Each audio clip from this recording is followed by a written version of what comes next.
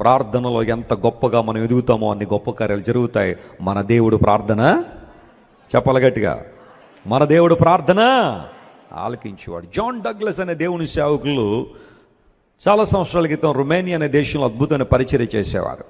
Romania, Russia ఇవన్నీ కూడా పూర్వదినాల్లో యుఎస్ఎస్ఆర్గా ఉండేవి.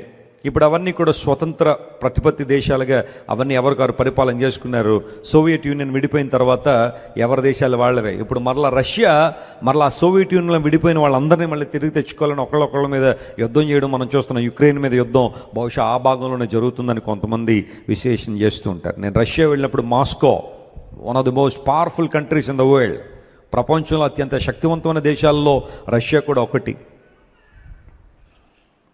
పూర్వదినాల్లో రష్యాలో దేవునికి చోటు లేదు, బైబిల్ బ్యాన్ చేశారు, దేవుని వాక్యం చదవడానికి వీల్లేదు. ఎందుకంటే దేవుని వాక్యం మనిషిని ఎన్లైటన్ చేస్తుంది, ఆత్మలో వెలిగిస్తుంది. కాబట్టి